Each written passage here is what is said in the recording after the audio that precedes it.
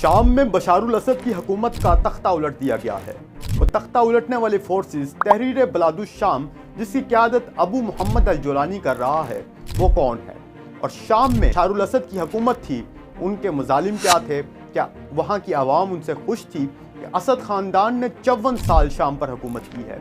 इस 54 साल हुकूमत की दास्तान आज की इस वीडियो में हम आपको बताएंगे। मैं हूं सुफियान अवान और आप देख रहे हैं कानून कहानी।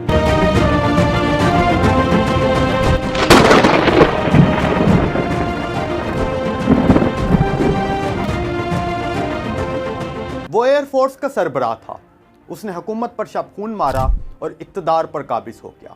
इक़्तिदार पर काबिज होने के बाद उसने अपनी आवाम पर जुल्म सितम इतना किया कि तारीख़ के वो औराक सुर्ख हो चुके हैं कि जिससे इंसानियत तो क्या हैवानियत शर्मा जाए।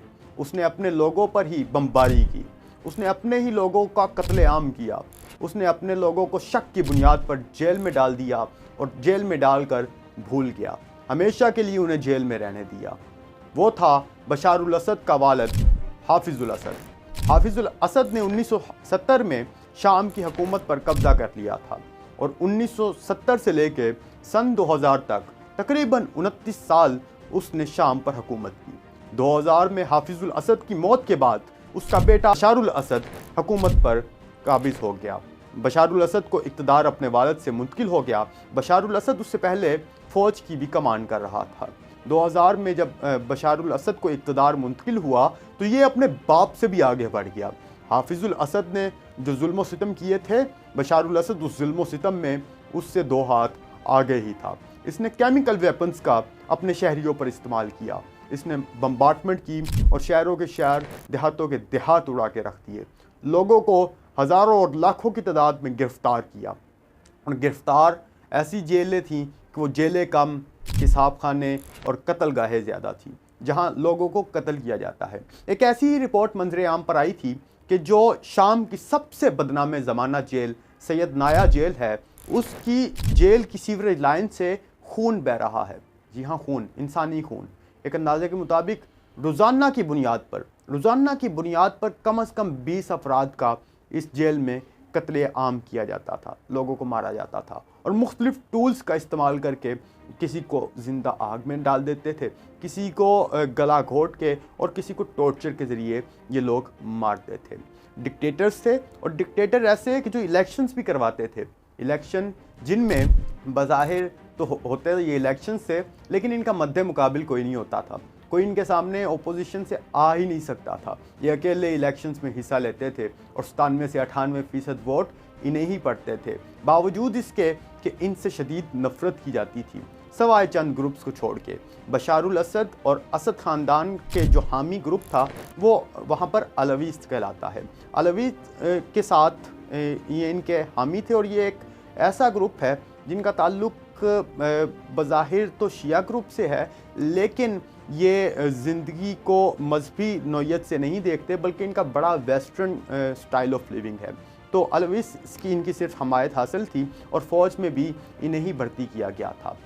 तो 2011 में ट्यूनीशिया में एक वाक़या होता है। एक मामूली वाक़े से एक पूरे अरब में बगावत की फ़ज़ा पैदा हो जाती है। जो डिक्टेटरशिप और बादशाहत से अरब की आवाम तंग आ चुकी थी, वो लहर ट्यूनीशिया से लीबिया, इजिप्ट और ओमान और फिर शाम भी पहुंची।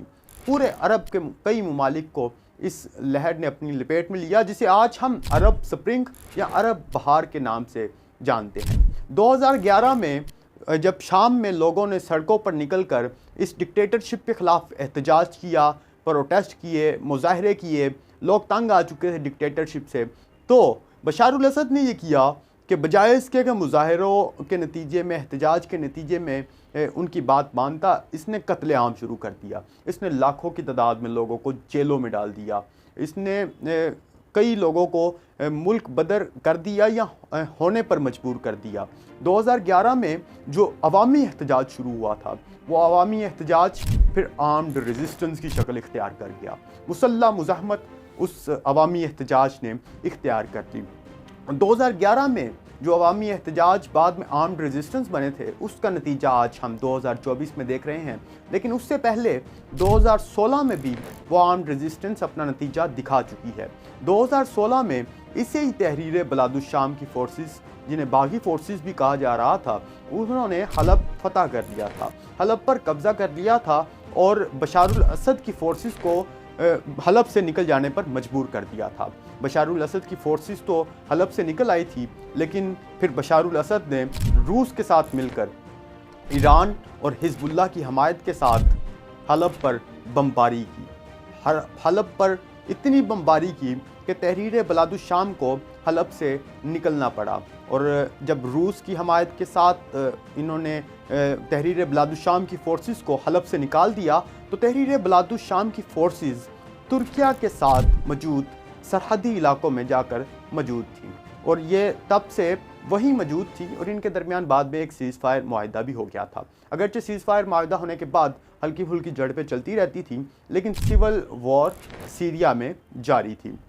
अभी हालात ये हुए हैं कि जब लिबनान में लिबनान में हिजबुल्लाह मौजूद थी और हिजबुल्लाह की हमायत हासिल थी बशारुल असद को, तो हिजबुल्लाह की क़यादत लिबनान में इसराइल के साथ जंग के नतीजे में ख़त्म हो चुकी है और ईरान भी इसराइल के साथ लड़ाई के नतीजे में कमज़ोर हो चुका है और बशारुल असद की अपनी फोर्सेस भी उससे तंग आ चुकी थी। डिक्टेटरशिप से उसके अपने लोग भी उससे तंग आ चुके थे।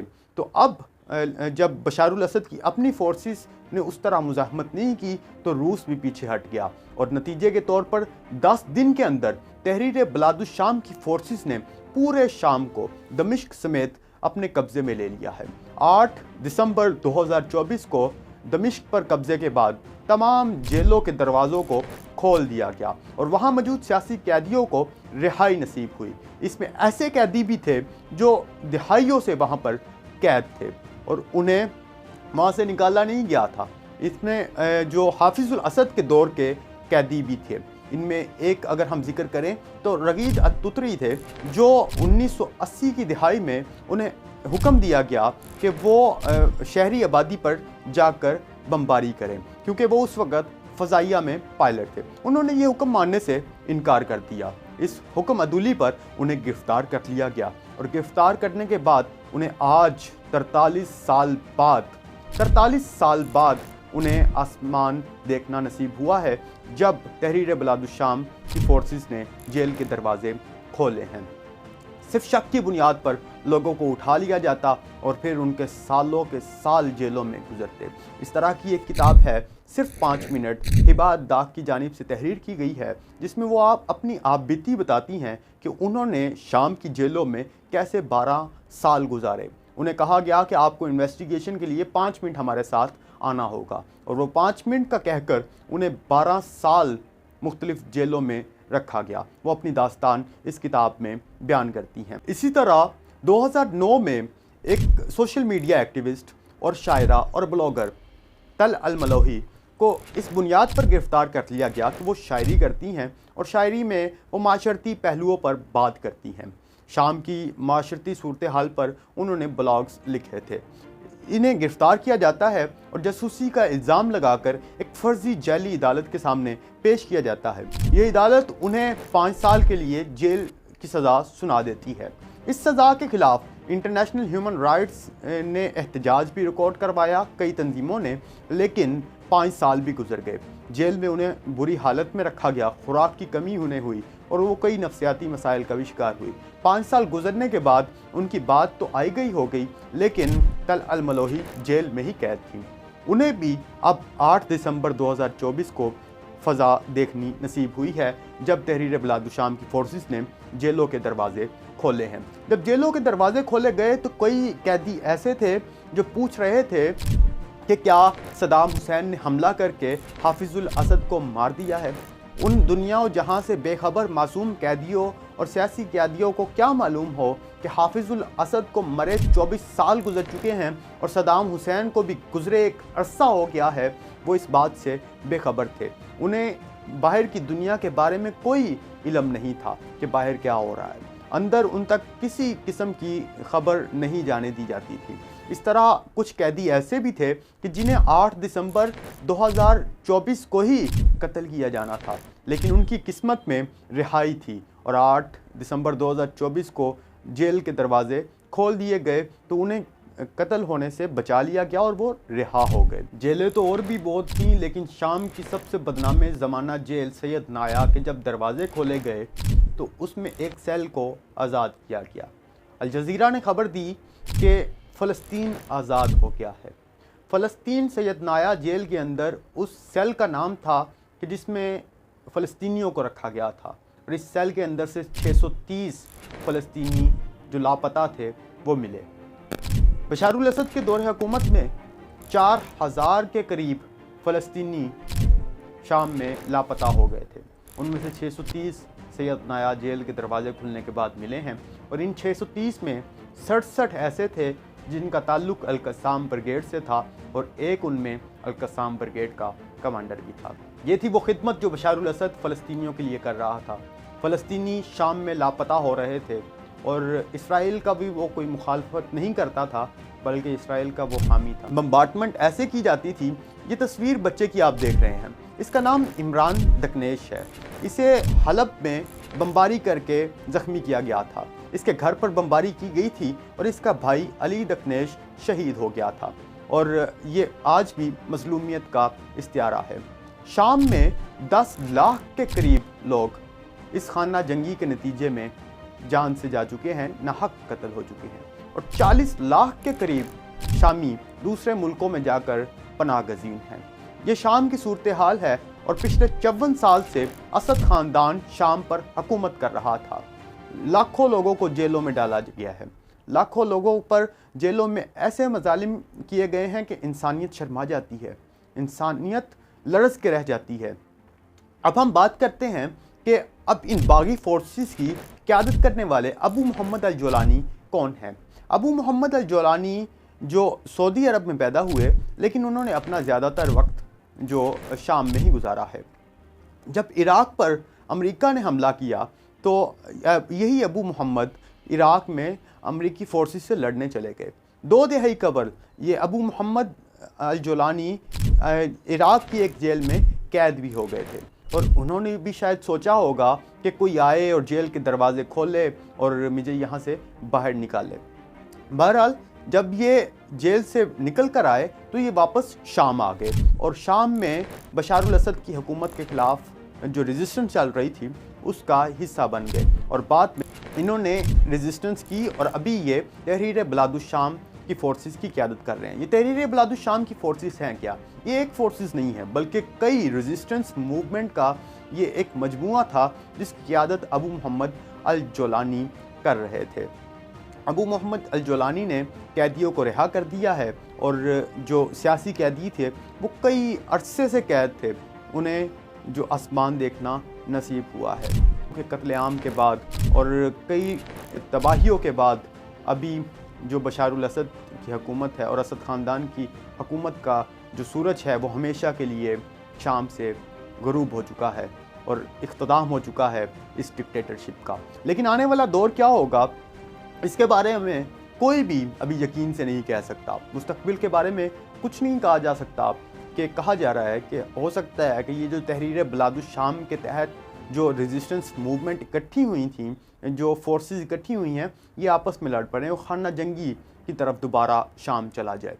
लेकिन ऐसी ही पेशन गोइयाँ की जा रही थी अफ़गानिस्तान के बारे में जब काबुल फतह हुआ था, काबुल कब्ज़े में गया था, लेकिन अफ़गानिस्तान में आज हम देखते हैं कि कोई खाना जंगी नहीं है, अमन है। अबू मोहम्मद अल जोलानी अब इन तहरीर बिलादुश्शाम फोर्सेस की क़यादत कर रहे थे, अब इंतकाल की आस्ता आस्ता मुंतकली होनी है। इंजीनियर मोहम्मद अल बशीर जो इस वक्त कायम मुकाम वज़ीर आज़म हैं शाम के, तो अभी ये इक़्तिदार और पूरा जो शाम है वो तहरीर बिलादुश्शाम के पास है और 10 दिन के अंदर इन्होंने पूरा शाम कब्ज़े में लिया है कि काबुल को के फ़ाल में भी 14 दिन लगे थे और 10 दिन में पूरा शाम और दमिश्क तहरीर बिलादुश्शाम के कब्ज़े में आ चुका है। हम उम्मीद करते हैं कि ये शाम में हालात अब अमन की तरफ जाएंगे। बहुत खाना जंगी देख ली है शाम ने अभी पिछले दिनों हमारे जो एक हाफिज़ साहब हैं वो भी बात कर रहे थे कि अगर शाम में मजबूत फोर्सेस होती तो खाना जंगी ना होती। तो बहरहाल फोर्सेस ने तो बहुत ज़ोर लगाया और बहुत डिक्टेटरशिप ने ज़ोर लगाया अपना डिक्टेटरशिप को कायम रखने के लिए, लेकिन शाम से बिलाखिर आमरीत का इख्तिताम हुआ है। अगरचे अबू मोहम्मद अल जुलानी भी जमहूरियत के कायल नहीं हैं, लेकिन हम ये उम्मीद करते हैं कि वो जुल्म व सितम के कायल ना होंगे। और इस तरह हमने देखा भी है कि दमिश्क के कब्ज़े के बाद उन्होंने जो बशारुल असद की फोर्सेस थी उसके लिए आम माफ़ी का ऐलान किया है। तो अभी अगर इस तरह हालात अच्छे रहते हैं तो शाम हम उम्मीद करते हैं कि अमन की तरफ जाएगा। आपसे मुलाकात होगी अगली वीडियो में। अल्लाह हाफ़िज़।